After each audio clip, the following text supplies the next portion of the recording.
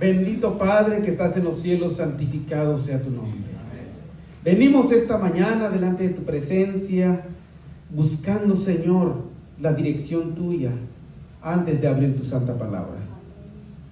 Nosotros, Señor, no somos nadie para hablar, Señor, nuestras palabras, mas sin embargo tú eres nuestro Dios quien convence los corazones.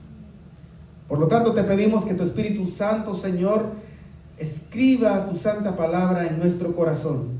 Y no solamente podamos grabarla en nuestro corazón, sino ponerla en práctica, Señor. Abre nuestro entendimiento para que podamos escuchar el mensaje de esta mañana. Por favor, Señor, esconde las palabras humanas, Señor, y resalta tu santa palabra en nuestro corazón, Padre. Bendice a la iglesia de Cárboro. Lo pedimos en el nombre de Jesús. Amén.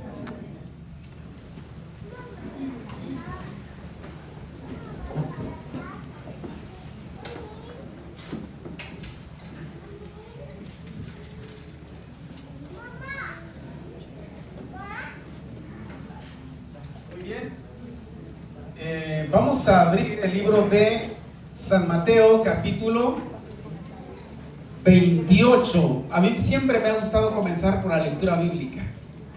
Siempre.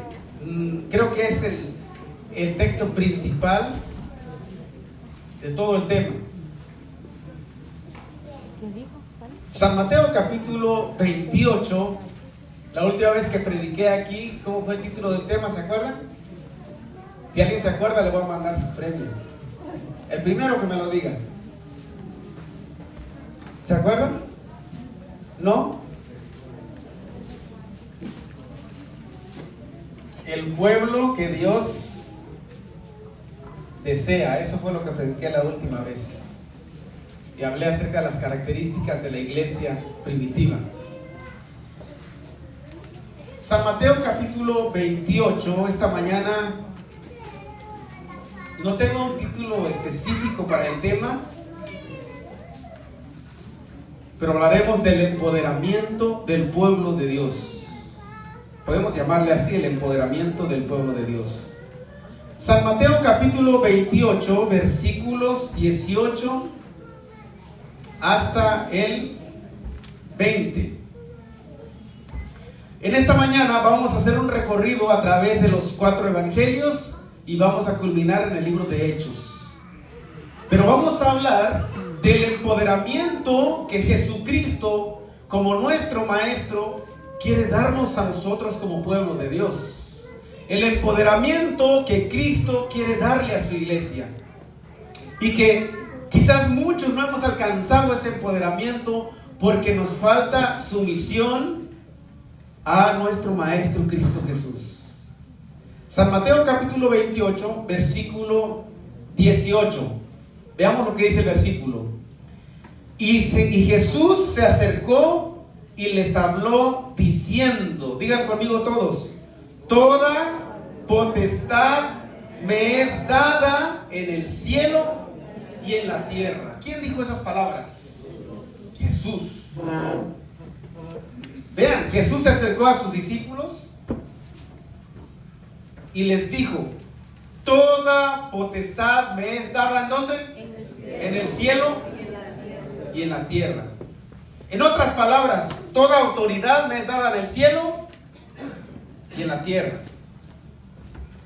Jesús le estaba hablando a unos discípulos que estaban como temerosos. Les estaba hablando a unos discípulos que no sabían qué iba a pasar después que su maestro iba a ascender al cielo. Pero si nos damos cuenta aquí, el libro de San Mateo nos está hablando acerca de la gran comisión que comienza en el versículo 16. Pero los 11 discípulos se fueron ¿a dónde? A Galilea, al monte donde Jesús les había ordenado. ¿Se acuerdan que Jesús les prometió a los discípulos que después que resucitaría debían ir a Galilea? ¿Se acuerdan? ¿Han leído ese pasaje? Jesús dijo, cuando yo resucite, iré delante de vosotros ¿a dónde? A Galilea. Ahora Jesús ya había resucitado. Jesús había muerto, había resucitado. Ahora se fue a encontrar con ¿cuántos discípulos? ¿Cuántos? 11. ¿Por qué 11? ¿Por qué no 12? Porque Judas había traicionado al maestro. Solo eran 11. Y después, cuando lleguemos a Hechos, vamos a ver que se eligió a un nuevo apóstol, que conformaron ya los 12 apóstoles. Pero nada más habían 11 porque Judas había traicionado a su maestro y se había ahorcado. Dice, y cuando le vieron, le adoraron, pero algunos, ¿qué? ¿Todos los 11 discípulos creyeron en su maestro después de resucitado? ¿Por qué? ¿Por qué creen ustedes que los discípulos dudaron del maestro? Hay una palabra, hermanos, que se lo voy a decir con todo respeto, porque eran cobardes. Eran cobardes, hermanos. Pedro quiso ensalzarse delante del maestro y dijo: Señor, si tú fueres azotado, yo también quiero ser azotado. Y si tú fueres hasta la muerte, yo iré contigo hasta la muerte. Qué fácil es hablar, ¿verdad? Pero cuando llegó el momento de la prueba, ¿dónde estaba Pedro? Negó a su maestro, ¿cuántas veces? 3. Y cuando se acordó de las palabras de Jesús, ya lo había traicionado. Es fácil hablar, hermanos, pero ya estar pisando el terreno que tú prometiste que ibas a pisar y no lo estás cumpliendo, ahí está el problema.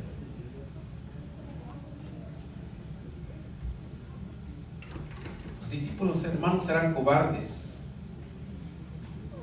hasta cierto tiempo, porque llegó un momento cuando vino el empoderamiento sobre ellos, y cuando salieron después del empoderamiento, ¿qué pasó? Curaron paralíticos, sanaron enfermos, pero eso pasó después. Pero mientras tanto, Jesús había resucitado y Jesús les había dicho: voy a morir, pero al tercer día resucitaré. Y ellos, cuando el libro de Hechos de los Apóstoles, Ellen G. de White dice que cuando Cristo murió, los discípulos entró una gran tristeza en su corazón, una desesperación, porque sus esperanzas habían terminado. Y cuando Jesús resucitó, no le creyeron. Vamos al libro de Marcos. Cerramos aquí San Mateo por el momento y vamos al libro de Marcos, que es el segundo evangelio. Marcos capítulo 16, versículo 14. Estamos hablando antes de la ascensión de Cristo y después de la resurrección.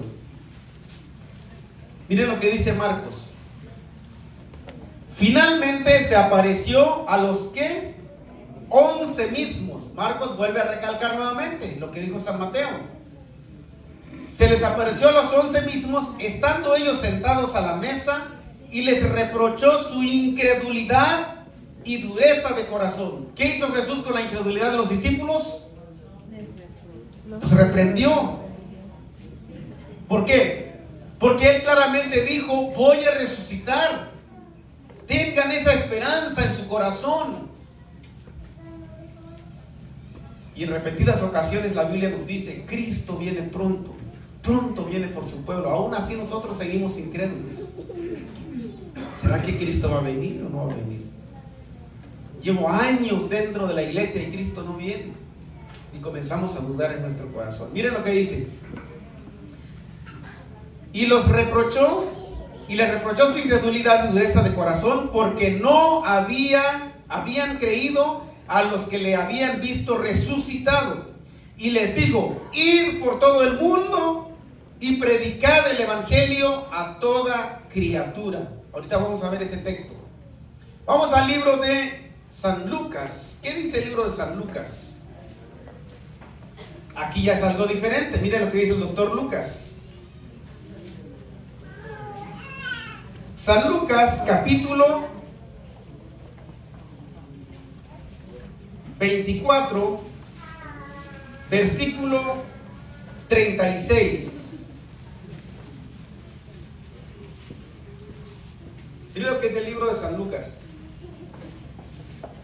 24:36 de San Lucas. Dice: mientras ellos aún hablaban de estas cosas, Jesús se puso en medio de ellos y les dijo ¿qué? Vean, aquí Lucas lo dice diferente, ¿verdad? Pero ya les había reprochado su incredulidad. Aunque Lucas no lo menciona, pero Jesús se pone en medio de ellos y les dice: paz a vosotros. Y sigue diciendo el libro de Lucas: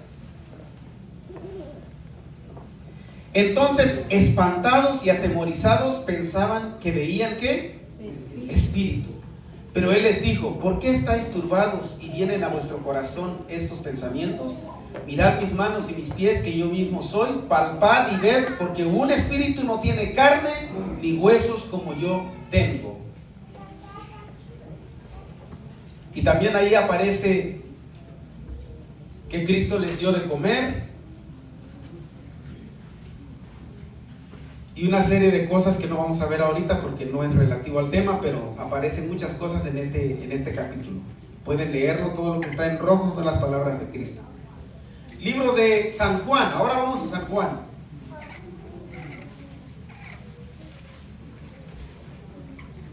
Acuérdense que aquí los discípulos todavía estaban en un estado ¿qué? Incrédulo. Aquí los discípulos todavía estaban en un estado de cobardía, como nos puede pasar a nosotros. Aquí los discípulos todavía no tenían empoderamiento, todavía estaban dudosos. Libro de San Juan, capítulo 21.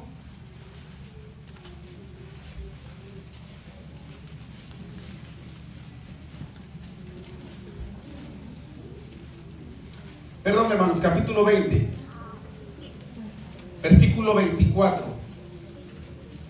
En el 19 Jesús se aparece a sus discípulos, pero hay ahí un personaje en el versículo 24 que era de todos el más incrédulo. ¿Cómo se llama ese personaje? Tomás. Ustedes pueden leer el capítulo completo. Ese personaje, hermanos, dijo: si eres el maestro, deja ver si eres el maestro o no. Tomás aplicó la frase que dice: hasta no ver, no creer. ¿Lo ha dicho usted alguna vez? Yo lo he dicho. Y creo que es un error decir hasta no ver, no creer. ¿Por qué somos incrédulos? Pero con Cristo es al revés, hermanos. Hay que creer para ver.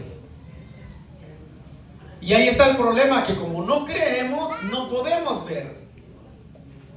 Que como somos incrédulos, entonces eso no nos permite ver más allá.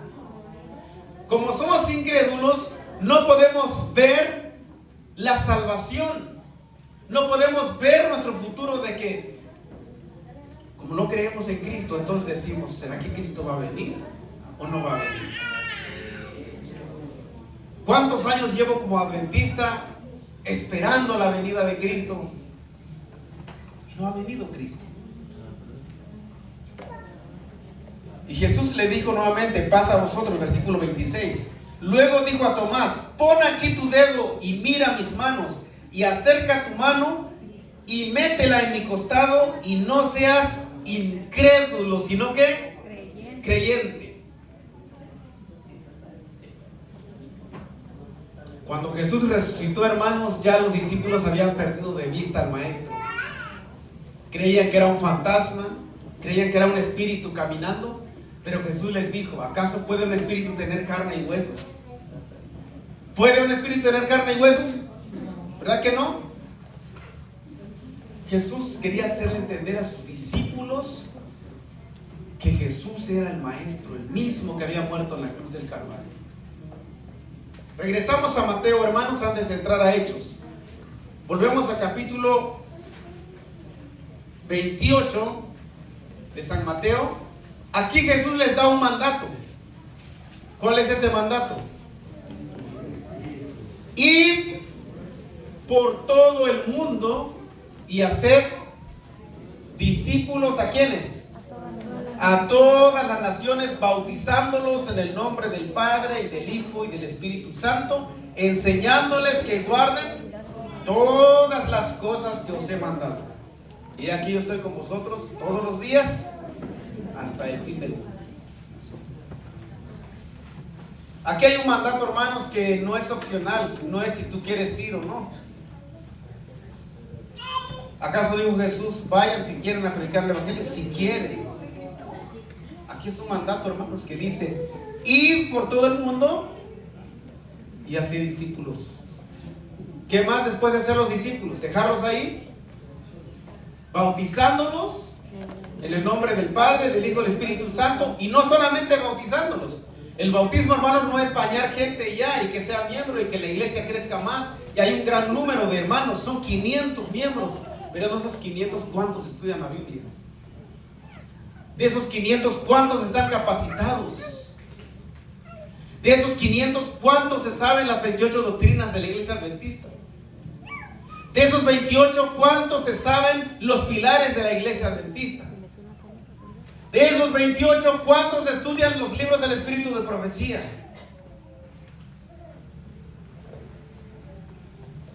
Ni siquiera nos sabemos los 10 mandamientos. Estoy seguro que les pregunto cuál es el 8º mandamiento, me van a decir, no matarás. ¿Cuál es el 2º mandamiento, hermanos?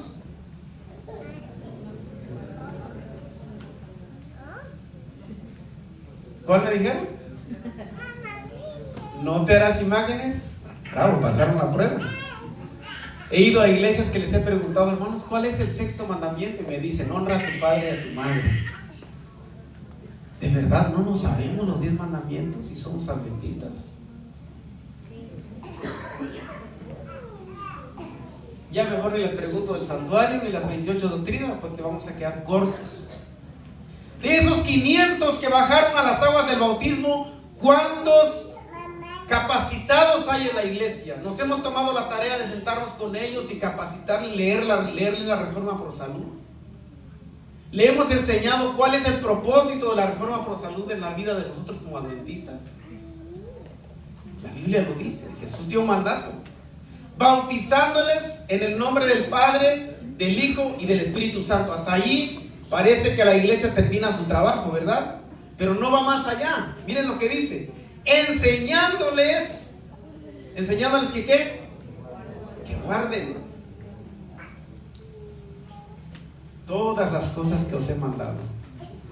Y no les estamos enseñando a la iglesia. En lugar de compartir una enseñanza, compartimos un sermón.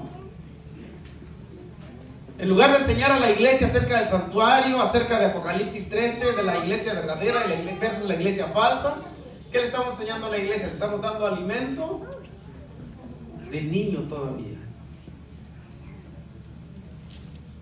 Y nuestra responsabilidad es capacitar a la iglesia.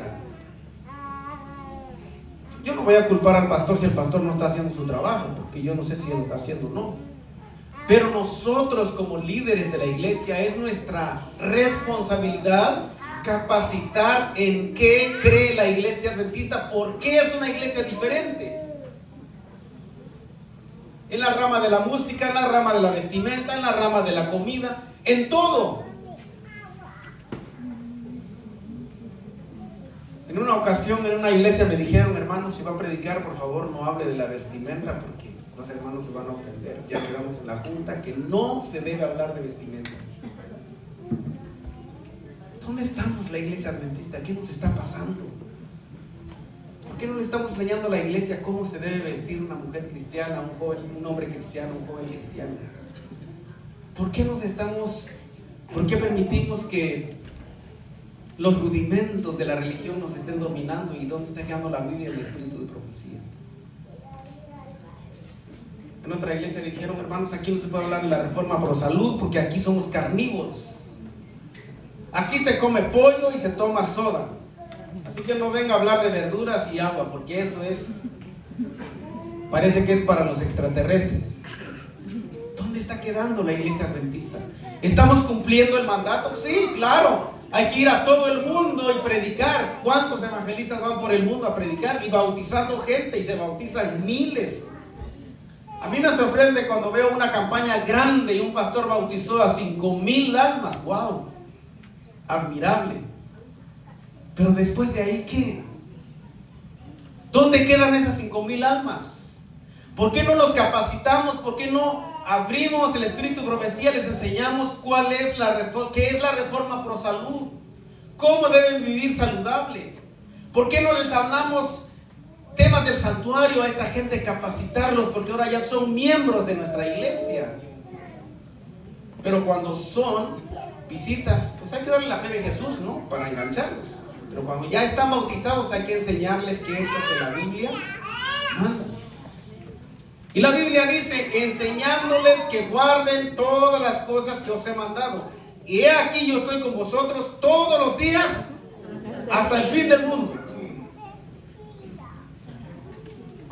Y si nosotros no enseñamos lo que nosotros creemos, lo que la Biblia dice, el espíritu de profecía, ¿somos qué? ¿Qué somos?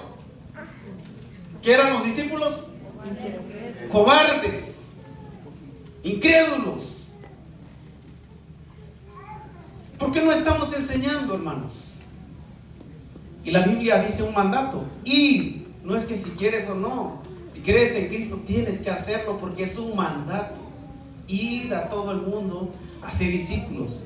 Bautícenlos y enséñenles. 3 cosas: invitarles, bautizarlos y enseñarles. ¿Ok?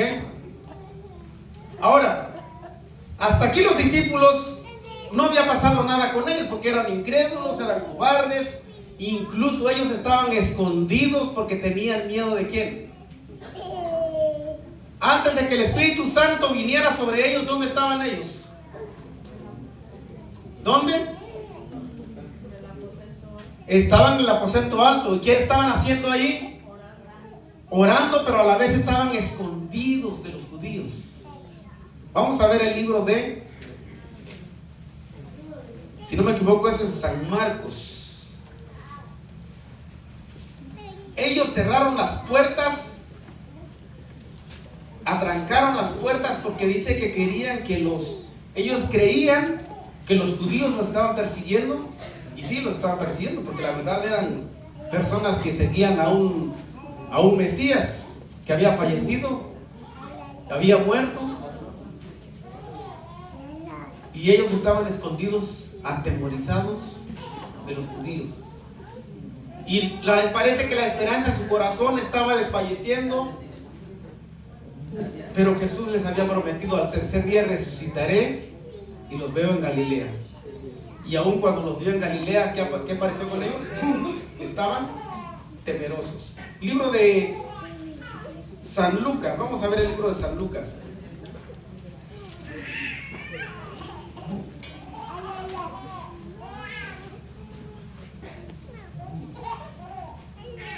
San Lucas 24, ya lo habíamos leído ahorita, 24:36. Mientras ellos aún hablaban de estas cosas, Jesús se puso en medio de ellos. ¿De qué estaban hablando ellos? ¿De qué estaban hablando ellos? Si revisamos los versículos anteriores, dice que ellos contaban las cosas que les había acontecido en el camino y cómo le habían reconocido al partir el pan. Habían visto a alguien camino a Emaús. Era nuestro Señor Jesucristo. Uno de los discípulos les estaba contando a ellos. Entonces viene Jesús y se aparece en medio de ellos y les dice: paz a vosotros. 37. Entonces, espantados y atemorizados, pensaban que veían espíritu. Pero Él les dijo: ¿por qué estáis turbados y vienen a vuestro corazón estos pensamientos? Los discípulos tenían miedo en su corazón. Pero cuando Jesús asciende, hermanos, al cielo, les da una promesa. Libro de Hechos. Libro de Hechos, capítulo 2, capítulo 1, versículo 12.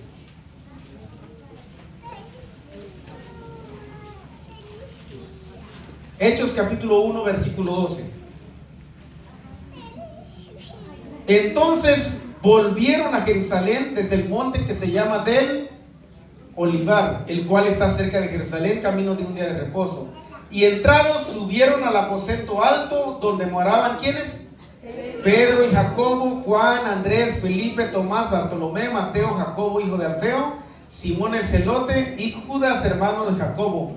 Todos estos, escuchen bien lo que dice, todos estos perseveraban ¿qué? Unánimes en oración y ruego con las mujeres y con María, la madre de Jesús, y con sus hermanos. ¿Qué estaban haciendo ellos? En el libro de Hechos, hermanos, Hechos de los Apóstoles, les voy a leer un poquito, no mucho porque sé que lo pueden leer en casa. Hechos de los Apóstoles, el capítulo 3, donde habla de la gran comisión. Dice: mientras los discípulos esperaban el cumplimiento de la promesa, humillaron sus corazones con verdadero arrepentimiento y confesaron su incredulidad. Al recordar las palabras que Cristo les había hablado antes de su muerte, entendieron más plenamente el significado. Fueron traídas de nuevo a sus memorias verdades que habían olvidado y las repetían unos a otros. Se reprocharon a sí mismos al haber comprendido con tan mal al Salvador. ¿Qué estaban haciendo ellos? Orando y ¿qué? Reconciliándose. Porque cuando estaba el maestro, ¿saben qué hacían ellos? Le preguntaban al maestro: Señor, ¿y quién es el más importante para ti? Seguido le preguntaban a Jesús: Señor, de todos, ¿quién es el primero?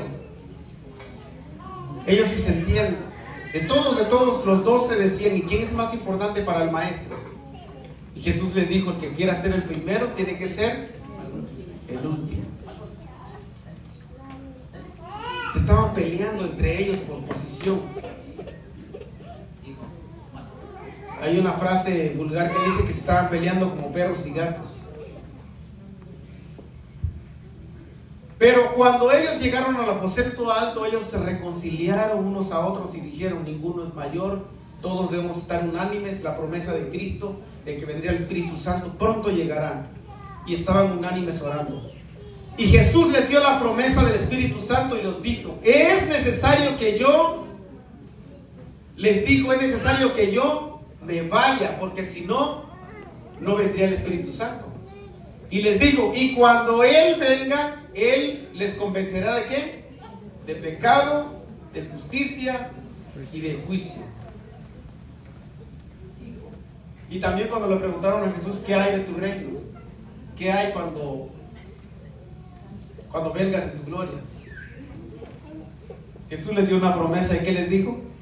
Pero recibiréis poder cuando venga sobre vosotros el Espíritu Santo. Y me seréis testigos, ¿dónde? En toda Jerusalén, en Samaria, en Judea y hasta lo último. ¿Se cumplió esa promesa de Cristo, sí o no? ¿Cuándo ellos serían empoderados? ¿Cuándo? Cuando vendría el Espíritu Santo sobre ellos. Claramente Jesús le dijo: pero recibiréis poder cuando venga sobre vosotros el Espíritu Santo. ¿Y qué necesitaban hacer ellos para recibir el poder del Espíritu Santo? Reconciliarse, dejar sus diferencias y unirse. Y vean lo que dice el libro de Hechos: estaban como unánimes. Capítulo 2 de Hechos, con eso vamos a concluir. Cuando